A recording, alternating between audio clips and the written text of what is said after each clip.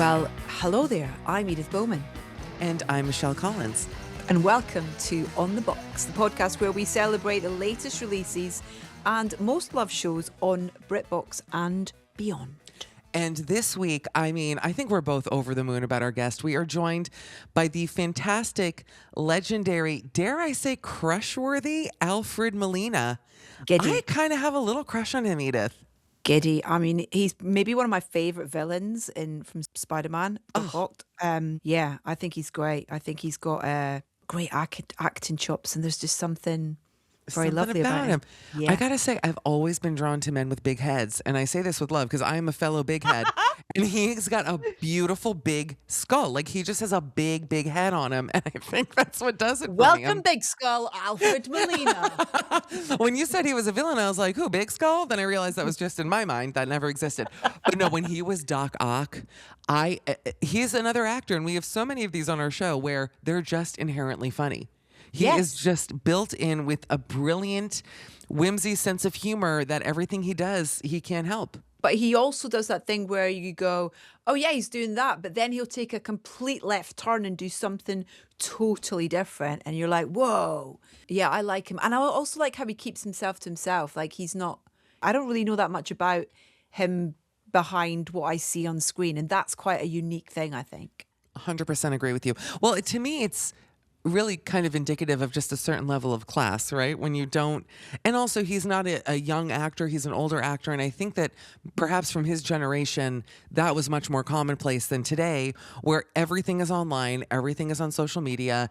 You almost, if you're not engaging with your fans directly as a performer, it's unheard of. You know, you have to kind of throw them some bones here and there. And I don't think Mr. Molina had to do that. Yeah. Do you find that kind of like treading that board, it's a constant question with yourself, isn't it, in terms of how much you put yourself out there and how much you kind of hold back? And because like we both need it and use it for work, you know, in terms of talking about what we're doing, whether it's our podcasts or whether it's other stuff, but it's also like you have to have a life outside of it. And it's interesting, isn't it? Because there's like, yeah, it's a really kind of weird battle I think I have a lot of the time anyway. Well, definitely for me. And I talk about it because I have another podcast, which is my show. And that is oftentimes me talking about my weekend, talking about where I'm going, you know, people I'm hanging out with. I have co-hosts who are my actual friends. So we get into stories that are oftentimes quite personal. But there are boundaries, I think, to be a healthy human being in this business and like what we do. I think we really do have to have boundaries because we're very lucky, and I love what I do, and I love that I get to talk about my life as a job. I mean, how lucky are we? Yeah. But then again, also there are just certain things that I don't need people knowing and that you have to kind of cherish and keep to yourself. I don't have children. I think if I did have children, I would keep those kids off limits. Yeah, we made a pact about that way at the start sort of thing as well. But it's really interesting how they, like my little one who's learning guitar, we've been doing this thing at night where he plays guitar before bed, and it's quite nice because it keeps him off the screen. But he's like, Mum, can you film it and stick it up on Instagram? And can you make sure you tag like the script in and stuff? I'm like, dude, back off. Get your own audience.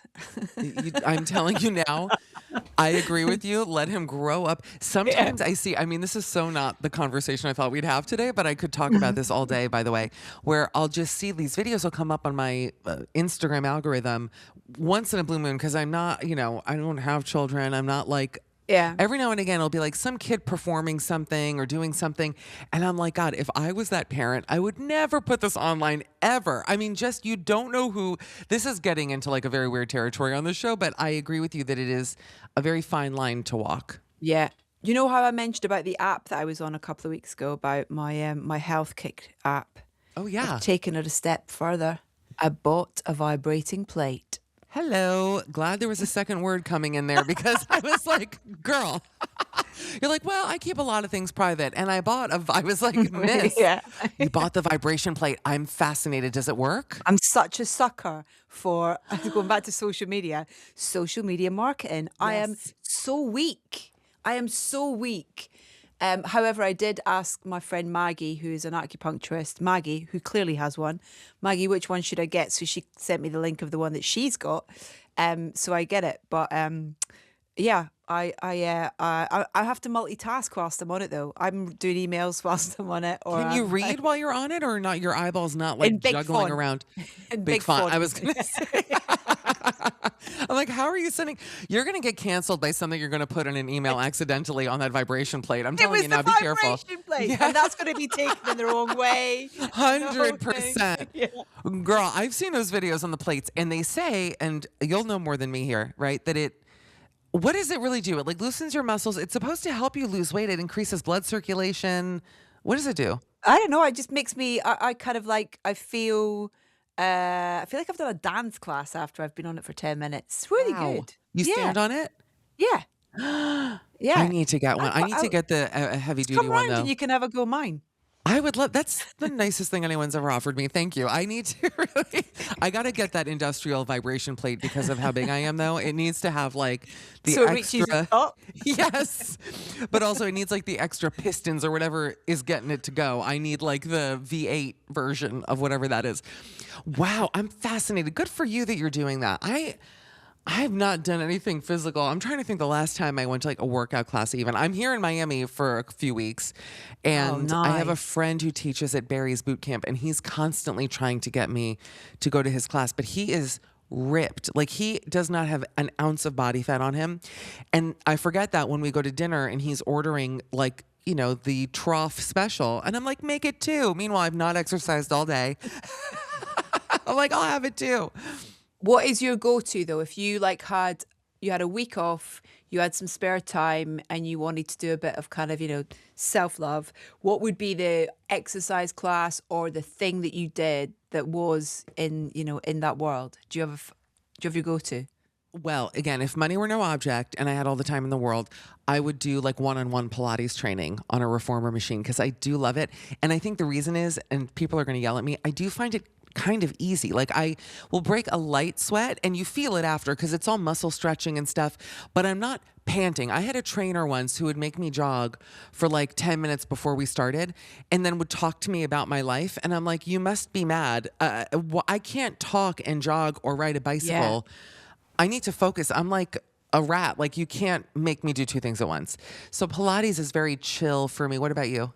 Hate running. Hate running. Oh. I get so bored. Why do you want to run away from something to have to run back to it? It's just like 100%. Yeah. I like walking. When I'm in London, my favorite, I'll walk all day. I'll walk the canals in Hackney, and I love that view in general. But I agree with you. And also, I'm tall. I'm a big girl. When I run, it's like Jurassic Park. The water shakes. Like people know I'm coming from 2.5 miles away.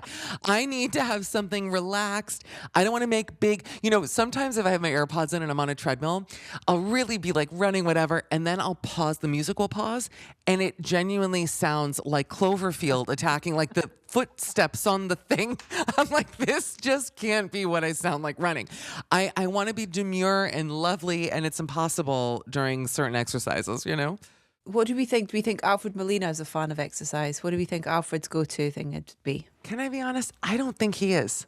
No? He just seems such an intellectual. I mean, I'm sure he loves to get out in the fresh air every now and again. I could see him like taking a hound for a walk, if that makes sense. But I can't really picture him like that could be a new game that we could start. Guessing our guests' dogs or pets. What yeah? What pet would Alfred Molina have? What do you see him with? Either like a finch or like a massive mastiff of some sort. Yeah, or like what are they called? A Newfoundland. Yes. A big drooly dog. I hear Burners, you. and burners with whiskey around its neck. The barrel is full of his next script. He like delivers it to all the day. He's like, well, that's where he gets all his lines from, the barrel. No, he's wonderful. Wait, exercise. I could talk about this all day. This is such a great intro thing because it's fascinating. You're on your health kick. You're motivating me to want to do something. I'm like, what?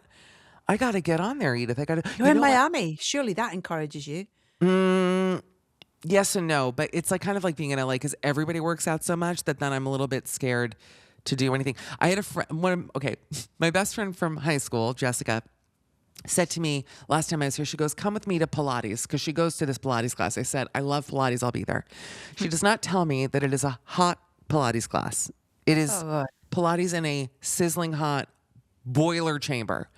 So when I go in, it was my first time. I brought nothing. I didn't bring a towel. I brought, none of the accoutrement you need when you're sweating your skeleton out.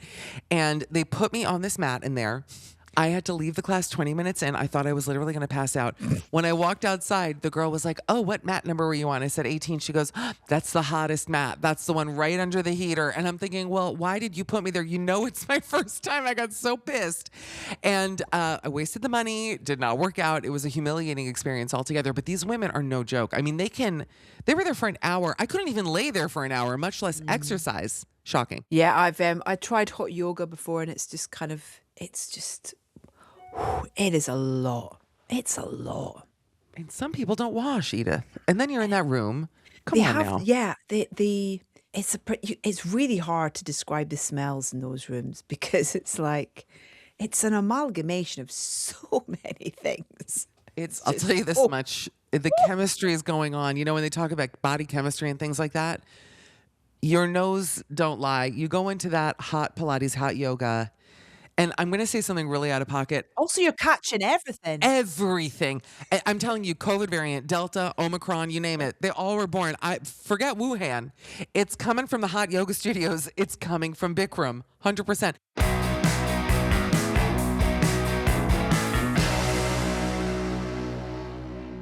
So, Edith, in the past episodes, we've played this game called Brittionary, where you have riddled me with all of these different British slang words, and I've had to guess.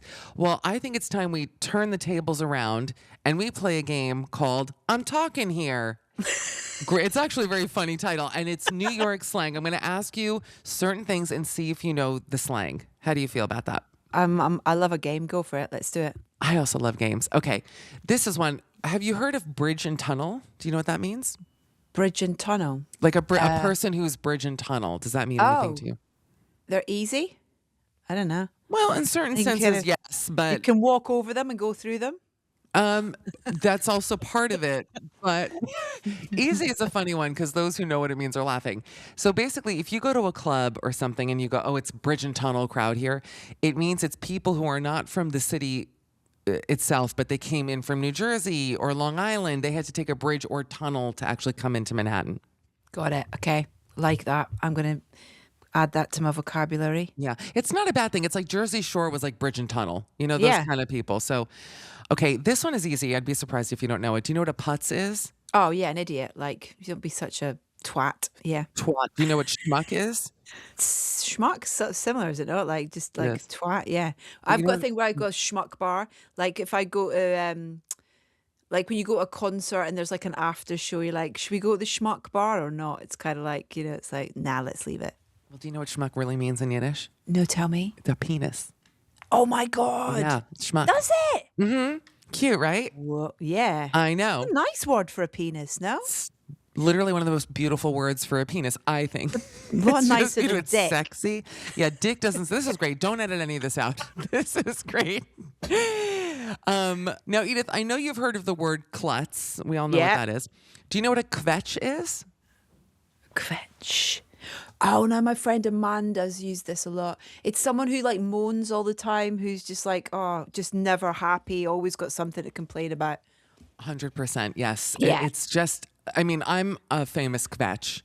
It's No, just you're not. Really, it's sweet of you to say. You got a heart of gold. I love you so much. All right.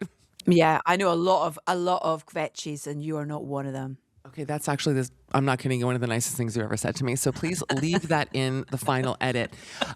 Okay, what about this? You know tuchus? No. Ooh, this is a really good one. Say it again. Tuchus.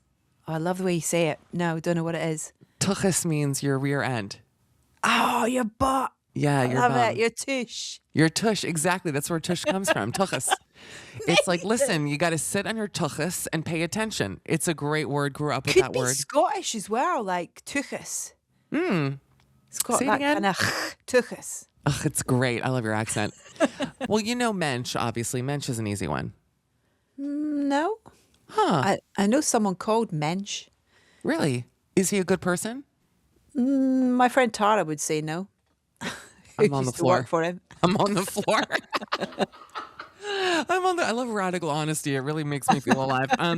Well, the reason I ask is because mensch actually means like a good person. Like someone who performs good deeds, like, if someone holds the door open for you or Okay. thinking about someone else, that person is a mensch. It's a really nice word to use. That's really interesting in thinking about then how someone's surname, that becomes someone's surname. It's like, did they change it themselves or did they actually have that? Do you know what I mean? Yeah, he's like Bobby Nice Guy. You know him? He used to be my boss.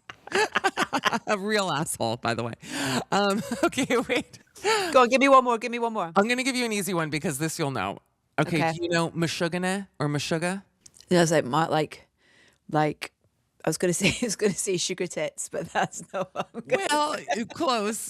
The person who said sugar tits is a Meshuggah. Okay, right, okay. Any idea? I'm so happy you don't know this word. Like me teaching this to you, I No. feel alive. Okay, Meshuggah or Meshuggah, very, very famous New York and also Yiddish word that means like a crazy person. Or like if Okay. you're behaving in a crazy way, like what are you, Meshuggah? Or if someone is nuts, you go, oh, they're a Meshuggah. Mashugana. It's Someone good. needs to have a band called Mashugana. Someone needs to name their band Mashugana. Well, there's a snack food called Meshuggah nuts, and it's nuts that are just crazily delicious. That's a real thing. I swear. Anyway, I love that. Thank you for that. I love that a lot. I really enjoyed that too. This was Me good. It made too. me feel proud. Like our words are so descriptive, and usually it's whether someone is a good person or a bad person because we're very judgmental. Yeah.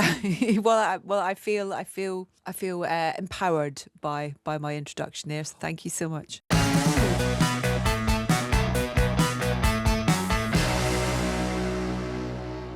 I think that there's something really endearing when someone's laugh makes you feel kind of happy from the inside out.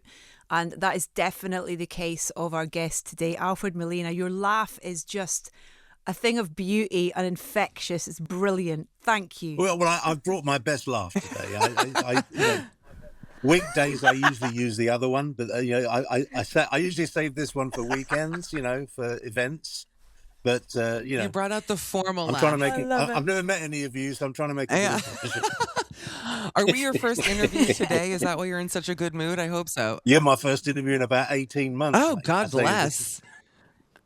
I'm not exactly in demand right Please. now. I don't believe that. We know that's not true. And I have to say that I was telling a friend yesterday that you were coming on the show because I am like such a huge fan. And when we get people who I've just loved forever, I'm excited. And they were telling me about your upcoming Netflix show. They actually have friends who work there. And they're saying it's the Boroughs, that it's going to be, and I don't want to jinx anything, knock on wood, like the next Stranger Things. It's the Duffer Brothers. So congratulations. I mean, let's start with that if that's okay. Can you tell us anything about it? I know it's Sure. probably, yeah. It's executive produced by the Duffer Brothers, and it's basically in the same way that Stranger Things was about a bunch of teenagers chasing a monster. This is a bunch of retirees chasing a monster, not the same monster. It's really somebody asked me the other day about how to describe it, and I said it's like Cocoon. Do you remember the movie Cocoon? Yes. It's like Cocoon meets Alien. It's in that kind of world. It's sort of supernatural. There's a bit of time travel involved. That it's a wonderful conceit and really, really, I think, very well constructed. And a lot of TV product now, there's a kind of built-in end. What we're aiming for is a 3-season arc. Which, so there, I remember hearing the showrunners in an interview, one of them saying how they made the mistake at their last show. They made a mistake of leaving the first season on a cliffhanger, and then they got Oh, cancelled. no. So which is kind of very frustrating for both, the creatives and for the audience. But we've got a wonderful cast of regulars. Netflix have clearly spent some money on it. I think they have high hopes for it. We love doing it, and I think the cast, myself, Alfred Woodard, Same. Gina Davis, So great. Clark Peters, Bill Pullman, Ed Begley Jr., Dennis O'Hare. It's a wonderful, wonderful cast. Jenna Malone. The joy of it was that we had such a good time doing it that we all became very kind of close. and we're, and that's what happens with a show. If you're happy in a show, it becomes a sort of family. Also, the great thing is the dynamic between us all was interesting because we're all of an age. We're all actors who have been around a bit, and we all understand the vicissitudes of this business. We've all been up at times. We've all been down. We talk a lot when we were together. We talked a lot about that. How, I mean, I remember there was one point when I said the hardest thing I've experienced as an actor is doing my taxes.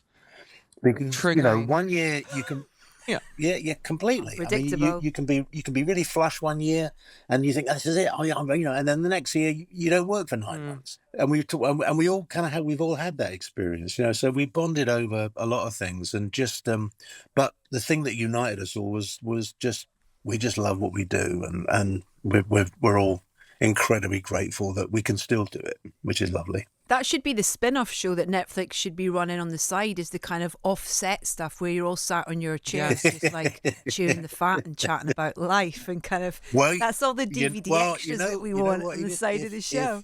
If the show's a hit, that might be a good basis for a podcast. Yeah, we could call it Outside the Actor's Studio. It's like near it. Definitely. It's not quite inside. Tell us a little bit about your character, though, Alfred, in the show. And can you tell us anything about it without kind of giving anything away in the show? Well, I play a character called Sam Cooper, and Sam is a reluctant new arrival at this this kind of residence. It's this very high. The Boroughs is a very high end senior residential sort of place. It's very, very high end. They've got pools, they've got a ballroom, they've got all kinds of facilities. Great. They've got 3, world-class golf courses. It's really high end. The backstory is that my character, Sam, he and his wife have sold up. They've both retired. He and his wife have sold everything up, and they've invested in a home in this community.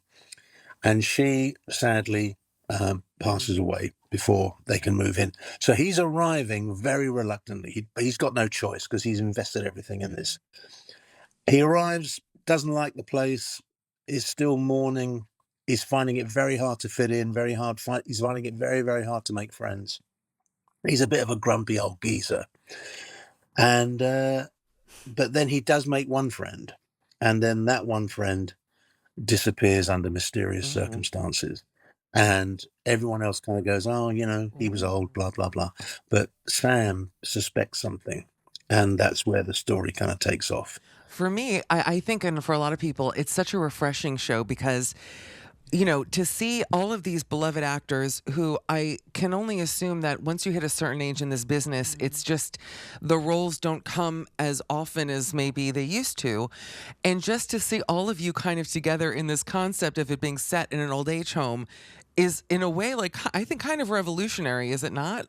Absolutely. And I think it's something that we were very conscious of, when we were kind of doing it. And I think the writers also were very conscious of that. They knew that they weren't writing for young 30-year-olds. I mean, there was one point in rehearsals when, or rather before we started shooting, I said to I said, look, guys, I'm 71. This was like 2 years ago when we did it. I said, I'm 71. I'm not doing any running and jumping, but I'm happy to do all the shouting and pointing. I've reached that age now where I'm the guy that plays that character that goes, he's sitting behind a chair, sitting behind a desk, and he kind of goes, "Go get him." They went that way. Release the hounds. Yeah. You say that, but it wasn't that long ago that you were back, with Doc Ock for No Way Home. That wasn't that long ago. That's a demanding role. That role was, but when I first played Dr. Octopus in 20 odd years ago for Sam Raimi's Spiderman, that was very physical. We had the tentacles were real. We had actors manipulating them. I was carrying them. It was a lot more physical. This time round, because the technology had gotten so much more sophisticated, we didn't have any. There were no tentacles. That was all CGI. Wow. All I had to do, I was there just in my costume with nothing, just kind of going, Yeah.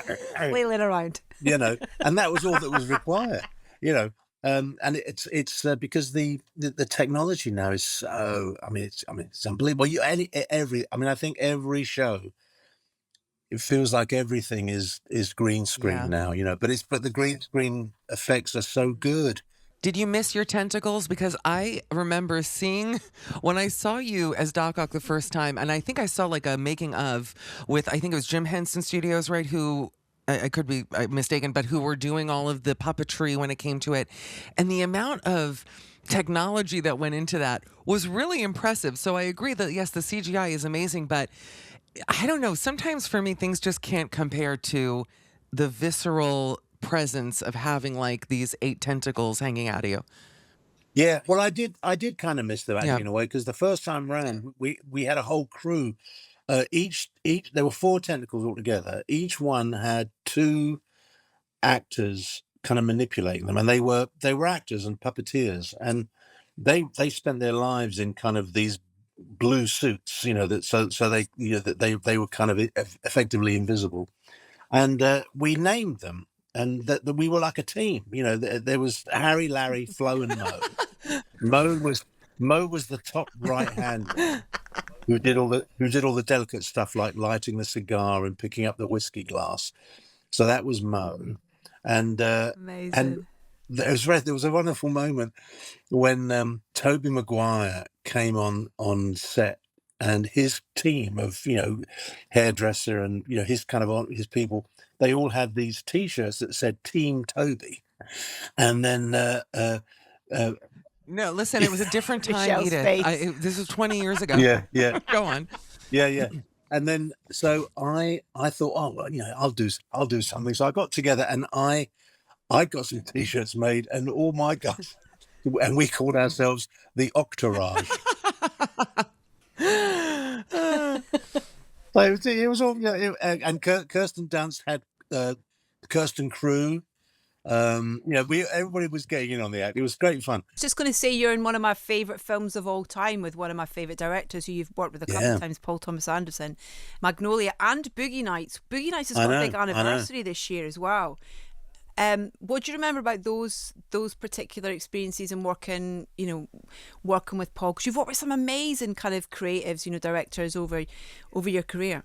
Yeah, well, it was, both those movies were a real treat. You know, the first Boogie Nights kind of came almost by accident. I got a phone call. This is how I understand it. I could be mistaken, but I was always under the impression, because I got a phone call from one of the producers who called me to say, you know, there's this part. It's not a huge part, but we'd love you to do it. Is there any chance you might be free on these dates? And I got the impression that somebody had dropped out, that they'd already cast the part, and the actor maybe had dropped out for one reason or another.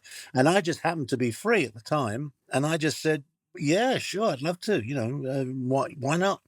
I'd seen Paul Thomas Anderson's first film, Hard Eight, which I thought was fantastic.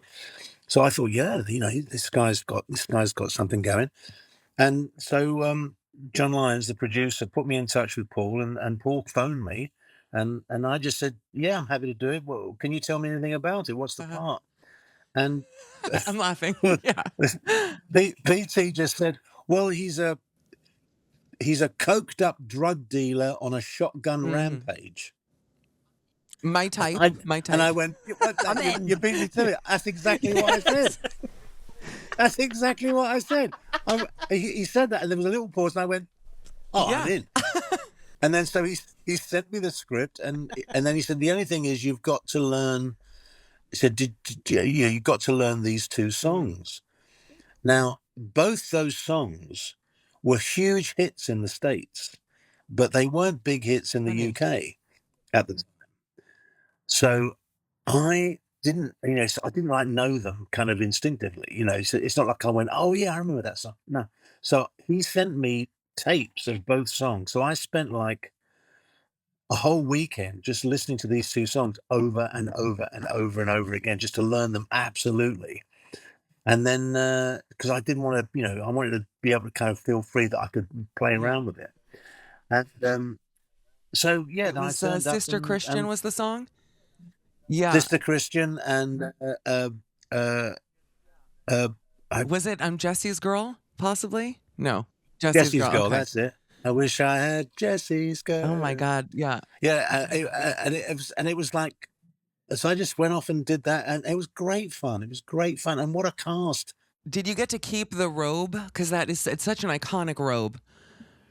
I don't know. No, Really? It didn't occur to me. Ugh. It didn't occur to me. But here's the interesting thing, though. Someone said, "Hey, you look really good in that movie. You look really slim. And how long ago did you do that?" And I said, "Well, I shot that movie 32 Yeah. pounds ago." That's hysterical. That's really funny. But it was. Well, I guess when you're a coked up drug fun. dealer, you can't show up. I mean, there is like a bloat that I guess comes along with it, but you have to look pretty lean, I think. Well, I'll take your word for it. Well, Michelle. don't ask me. The cameras are on, Fred. I mean, you can see what I'm looking like here. I'm in a turtleneck for a reason. It's 95 degrees outside, but yes. Yeah, but I think it was luckily I just come back. I think maybe about a month before I got this call. I'd just come back from shooting a film in Russia, and where the catering on the movie was such that we didn't eat a great deal. So I came back kind of a little, much slimmer than I would normally have done coming off a film. Because if there's something I like to do on a movie set is enjoy the catering. Yeah. And so I came back and I thought, so and also at the time I wasn't really thinking in terms of what I might look like in those Speedos, but it was, the movie was so. It was so much fun to be there. I thought, oh, this is going to be. And at the time, I don't think I didn't think, oh, this is going to be like one of those seminal films. It's going to become a major landmark in. But in fact, it is. I mean, I got more attention for that role in Boogie Nights than I did for anything else I'd done before that. Isn't that crazy? And I know. And I think it's just because that particular scene stands out, not because of anything I did, but because it happens at this kind of real kind of turning point in the film, and because it kind of stands alone as a scene. It's not connected to anything beforehand, and then the story moves on after that. I think it just kind of it just kind of hit the audience with a jolt. Listen, firecrackers, music, the tension, the robe, all of it. I mean, and he was very clever. He created that with the cleverest of things. He said to the young actor who was playing Cosmo, who was lighting the firecrackers, he wanted those firecrackers like full bore, full strength. And he said to the actor, just light them whenever you want. Don't worry about continuity or anything. Just light them whenever. And the reason he did that, it was a sound man's nightmare, of course, but the reason he wanted that was because he wanted the noise to take us by surprise and to genuinely kind of shake us. And also, we were in an enclosed studio, so the noise was really loud. But he wanted me, because I'm all coked up, he wanted me to just float through it as if I wasn't hearing a thing. And that's what creates the tension in the movie. And I thought, how am I not going to react? I'm going to be hearing it like everyone else. And then what he did, so we blocked up one ear completely, and in the other ear, I had an earwig, so it blocked the ambient noise, but I could hear the dialogue. Funny, so clever. So when the actor was lighting the firecrackers, the other guys were genuinely jumping because they were hearing, like, it must have sounded like a cannon going off, but all I heard was a kind of, oh my God, like a vague sort of background. So I didn't have to. I was hardly aware of it, and that's such a clever, just something like that, just created all that amazing tension. It was brilliant. He's a brilliant man. Well, I was going to ask because, I have to say the funniest thing, because I'm watching you, and even from before we started the interview, you are such a large personality, so funny, which one of my joys as an American doing this show is that I find most English people are just funnier than Americans in a different way. But I mean, correct me, do you agree with that assessment? You live in LA. Would you say that's true or no? Well, I don't know. I think it's a different kind of humor, for sure. I think there's, I think, but I know, all my friends here who are American, they're all funny people, Thank you, by the way. witty Thank you. and it is different. I think perhaps because actually I don't know. I'm not an expert. I don't know, but I think British humor, generally speaking, tends to be a little more on the back foot. Okay. Like we lean back a little bit. It's Yeah. more to do with observing the kind of the absurdities of things, whereas American humor is very much on the front. It's very In your much face. much more forward Yes. and kind of much more kind of animated. But comedy was part of your kind of training, really, when you first started out. And I wondered kind of that the discipline that's required with that sort of form of performance, kind of, if it taught you much. Oh, a lot. I mean, I think there's a degree of discipline in making comedy, and particularly making good comedy, that is it's kind of strict in a way. I mean, the thing I always find irritating is when people treat comedy as something that's easy. Yeah. That it's kind of easy to do. It's so easy, you just kind of do it. Because comedy takes an incredible amount of skill and preparation and devotion. I mean, I've been blessed to know in my time a couple of stand-ups, very successful stand-up comedians, and I know for a fact how hard they work in terms of I mean, every single word that comes out of their mouths is honed to a kind of degree of perfection. They'll spend months and months, years even, just perfecting, just to get that 1 hour, working towards getting a 1 hour special on Netflix or HBO or something like that. They can spend a whole year working that material in front of audiences, going into clubs. And if it's interesting how a lot of actors who are famous for being dramatic actors very often aren't very good at comedy. But comedic actors are almost always very good at drama. I remember when Jim Carrey first, I think it was The Truman Show, which was like his dramatic breakout role, and everybody was blown away because we knew him as Ace Ventura and from The Mask. And then seeing him in this new light was like it was very refreshing, actually, I think, to a lot of people, but he was incredible at it. Robin Williams is another great example. Good Morning Vietnam and Good Will Hunting, yeah. Yeah, there's lots of them. And I think it's because comedy and being good at comedy, having that bone, that funny bone, is that you're incredibly aware of language, you're incredibly aware of timing, atmosphere, the way silence works. Even in comedy, the length of a pause, the just timing in general. I mean, it's a real skill and a real art. And my experience of comedy was really in plays. I did a little bit of street theater back in the day, just after we left drama school. I was part of a little street theater troupe called the All Day Suckers, which was we took our name from what was then, I think, a popular American candy bar. It was a big toffee thing that supposed to last all day. Yes. Now it sounds like a weird sort of sex worker, doesn't it? If you were a woman, it would be it would be like, now, is that how you got your start? Go on. Yeah. Can I get a number? You have a little safety there. But we were out in the street, sort of passing the hat around, doing silly gags and little routines and stuff. And it was amazing because we did a year of that off and on. And I learned as much in that year. We were basically busking, that's what we were doing. Yeah. But I learned more in that year about timing and how to read an audience and what to listen for, than I ever did at 3 years at drama school. I was reading about your upbringing a little bit, and I'm curious, even listening to you talk about this now, when was the moment that you decided you were going to get into acting? Because I think, like many actors, it was not like a popular choice for the parents to see their kid going into this field. It's a very volatile business and all these things. And so when did you just realize, like, this is the passion, I'm going to push through and make this my life? My mother told me once that according to her, she told us that I was 9 years old when I first said to anyone, I want to be an actor. I can't imagine at that age I knew what the hell I was talking Sure. about. I don't think I had any sense of the implications of but I think what I was responding to was something that I'd seen.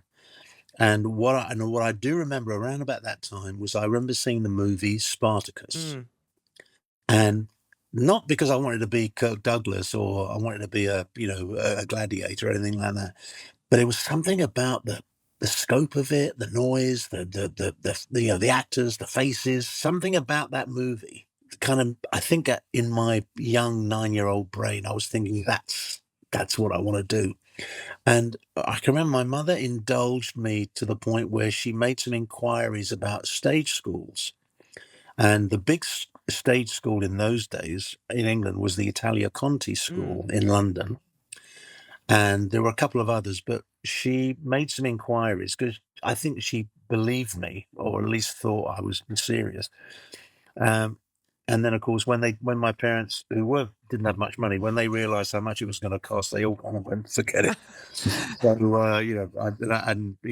we never heard anything more about it. But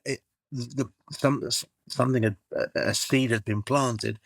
My father wasn't very sympathetic towards it. But I was lucky that when I went to secondary school. I was 11. I failed the 11 plus, so I went to the local secondary school. Oh, don't pull that face, Eve. Don't worry, Edith. I did fine. I did fine. Yeah. Play the little violin. This is the answer I wanted. I wanted to get to the pain of it all. Go on. Now we're getting somewhere. Yeah. There's plenty of that, girl. Keep going. Don't you worry about that. But when I went to secondary school, my first day coincided with the first day of a new teacher, a man called Martin Corbett, to whom he's passed away now, sadly, but to whom I have always given much, much credit, because he was the first adult who actually took me seriously when I said I wanted to be an actor. My parents kind of, patted me on the head and went, yeah, you'll get over it. It's a phase. Most of the family just kind of laughed in my face. But this teacher, Martin, and basically he said this, and I'll tell you exactly what he said. I'd done a school play. I'd done a couple. He directed the school plays. We'd done a couple of things, and I was like, I was just loving it. I was, I just wanted to do it more and more. And I said to him once, I said, Sir, Mr. Corbett, I want to be an actor. And I remember him saying, this is exactly what he said. He said, okay, I will help you as much as I can, but the minute I see you dropping the ball, I will wash my hands of you. Wow. And at the time, I thought that was a bit harsh, but he gave me a lot of guidance. And then for instance, when I went up to audition for the National Youth Theatre, he coached me in my audition pieces, and I got in. And then later in my final year at school, I auditioned for drama school, and he coached me and helped me with my audition to get my grant, because in those days, there's no way I could have afforded the fees, but I managed to get a scholarship thanks to him. And so he was a huge, and also he gave me some great advice through those years doing the school plays. I learned a great deal from him. And thanks to him, I think I had the right sort of footing to start, on what, what I laughingly call my career. And one thing I want to ask before we let you go, we're so grateful for how much time you've given us chatting to you, is just, you're talking about the discipline of comedy and stuff, and I also think there's a discipline and also a freedom in voice work as well, which is something that you've done a lot of in such a range of things as well. And correct me if I'm wrong, Remarkably Bright Creatures. Yeah, I saw it that's coming out on today. Netflix. You saw it? So amazing. Oh my God, I was bawling my eyes fantastic. out. Oh my God. It's beautiful. That bad, huh? Who knew I needed Alfred Molina as an octopus in my life to make Michelle, it's such a beautiful film. It's a live action, and this octopus characters narrated by Alfred. It's a really special little film. Wow. Oh, thank you. Thank you. I've yet to see it. I've seen the clips where my voice is used. That's all I've seen so far. I'm really looking forward to seeing it. But yeah, it's a lovely part of my working life. You know, and I love doing books and narration. In fact, I'm doing next month, I believe. I'm going to record the new book by Louise Penny, the thriller writer. She's got a new book coming out, and I did a series for Amazon based on her books, which didn't get the series. The books have been a huge success all over the world, but the series, sadly, Amazon didn't quite give it the love it perhaps deserved. But yeah, I love doing voice work. It's something that it's a big part of my life. I can't wait to see it. By the way, what is it with you and octopuses? Is this just like a coincidence, or I'm just curious? Is it tentacle things? What's going on there? Well, you know what? I actually thought when they asked me would I be interested, I did think, is this a wind up? Is this, are they? This is might be typecast. But the other yeah, exactly. Yeah, next thing you're going to guess the World Cup winner. You know, there's like that psychic octopus that picks the winners next year. Go on. But it's such a lovely character. I remember reading the script and thinking, I love Marcellus. You know, he's the relationship that Sally Field is playing this woman who has this kind of relationship with this octopus. Yeah. She talks to it, and in voiceover you hear his thoughts. Obviously she doesn't hear it, but it's a kind of, it's a friendship, and it's a very magical thing. You know, it's and I think what's wonderful about those sort of stories is that the audience can project all kinds of things into it. You know, without our help, as it were. You know, Let me ask you one more thing before, because I'm hearing we're talking about all these major roles of yours, obviously Boogie Nights and Spiderman and upcoming The Boroughs. Is there a part that you've played that you always felt never got the recognition it deserved, that you wish more people would like see you in or ask you about? That's a difficult question to answer. It's a bit like asking someone, but it's a bit like asking someone, have you stopped kicking your dog? Because whether you answer yes or no, you know you're in trouble.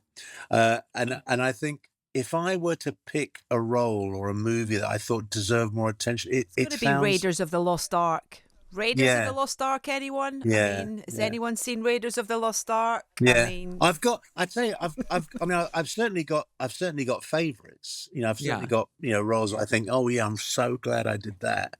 And of course, Raiders is definitely one of them. And in fact, that was it. That was the first one. That's kicked off my movie career. And the interesting part about that is that the little sequence at the beginning of that movie that I'm in, which has nothing to do with the rest of the story, it just sets up Pat Harrison's character. They mined that for all the trailers. So in all the trailers of the movie, I'm all over it. I'm all over the trailer. So people were phoning me up kind of going, Fred, you got this huge part in this movie. Yes, I did. And I'm sort of going, mate, if you go for popcorn in the first 5 minutes, you're going to miss me. That's hysterical. Well, listen, we can't thank you enough for spending so much time with us today, and it's just. Oh, this has been my pleasure. Absolute pleasure. It's kind of, your passion that you still have for your creativity is really infectious. And how much joy you kind of get out of all these different areas that you so long may it continue, and keep entertaining us as well. Thank you so much for your time, Alfred. Absolutely my pleasure. Thanks for inviting me. Thank you.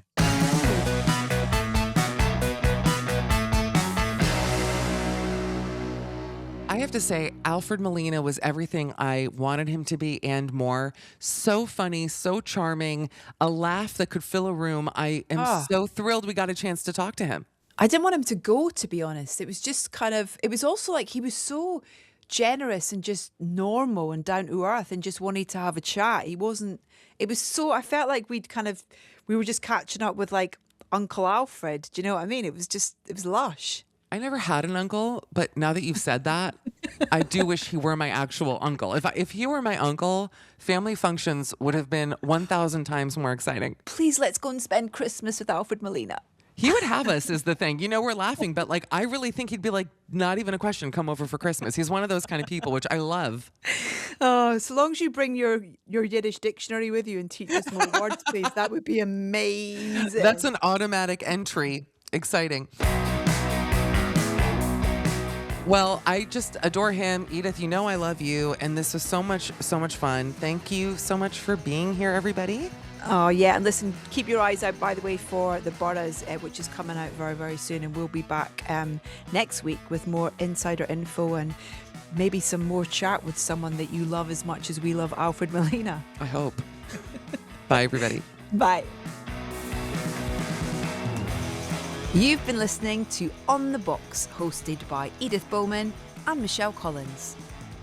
The music was by Dario Forzato and Canio Claudio Tristano, courtesy of 411 Music. Research and additional material by Angela Channel. The mix engineer was Rich Evans.